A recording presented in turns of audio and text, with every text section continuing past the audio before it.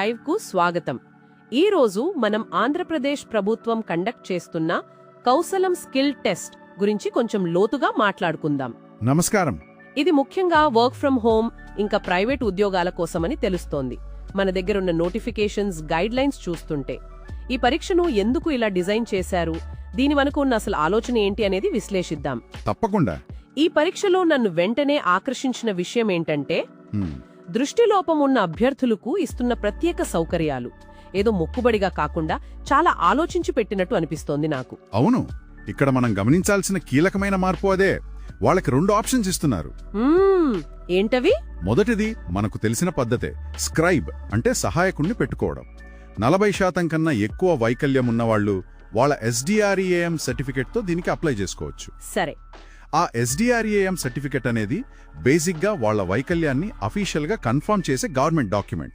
ఒక్క నిమిషం, అంటే సహాయం తీసుకోవచ్చు లేదా? రెండో ఆప్షన్ ఏంటి? రెండో ఆప్షన్ టెక్నాలజీని వాడుకోవడం. ఓ, టెక్నాలజీనా?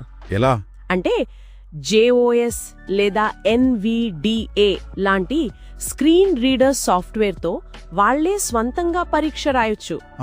అంటే కంప్యూటర్ స్క్రీన్ మీదున్నది ఆ సాఫ్ట్వేర్ చదివి వినిపిస్తుందన్నమాట. అవును, కరెక్ట్.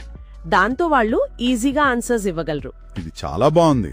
ఇంకా ఈ 2 పద్ధతుల్లో ఏది ఎంచుకున్నా వాళ్లకి ప్రతి గంటకు 20 నిమిషాలు ఎక్స్ట్రా టైం ఇస్తారు. ఓ, అలాగా? అవును, ఇది దివ్యాంగుల హక్కుల చట్టం 2016 ప్రకారం వాళ్ల హక్కు. అంటే ఇది కేవలం ఒక సౌకర్యం కాదు, వాళ్ల హక్కు. ఎగ్జాక్ట్లీ, వాళ్ల హక్కు.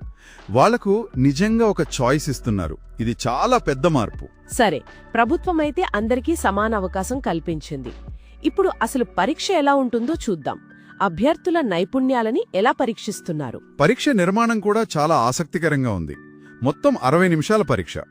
దీన్ని 2 భాగాలుగా విడగొట్టారు. ఒకటి 45 నిమిషాల స్కిల్ టెస్ట్, రెండోది 15 నిమిషాల కమ్యూనికేషన్ టెస్ట్.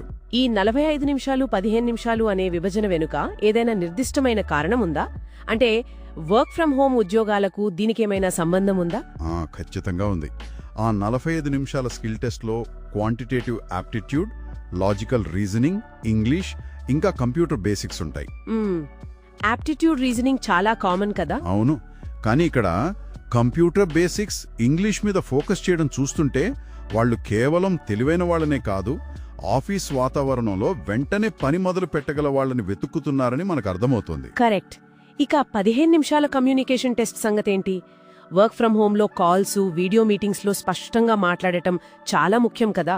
బహుశా అందుకే దీనికి ఇంత ప్రాధాన్యత ఇస్తున్నారేమో. నిజమే. మరి దీన్ని ఎలా కండక్ట్ చేస్తారు?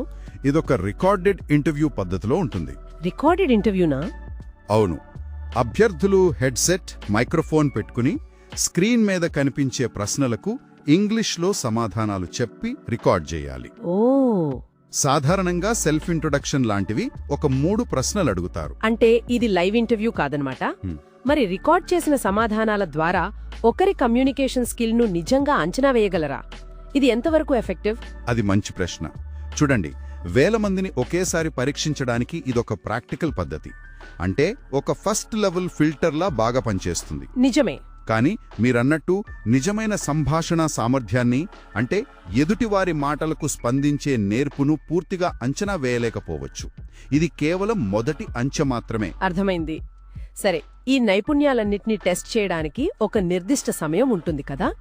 షెడ్యూల్ ఎలా ఉంది? అవును, ఈ పరీక్షలు డిసెంబర్ 2025లో జరుగుతున్నాయి. డిసెంబర్ 15 నుండి 19 వరకు ఒక బ్యాచ్ షెడ్యూల్ చేశారు. రోజుకు 2 స్లాట్స్ ఉన్నాయి.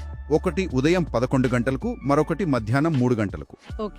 అభ్యర్థులు తమకు కేటాయించిన సరైన టైం, ఎగ్జామ్ సెంటర్ వివరాల కోసం కౌశలం పోర్టల్ లేదా వాళ్లకొచ్చిన మెసేజ్లు చూసుకోవడం చాలా ముఖ్యం.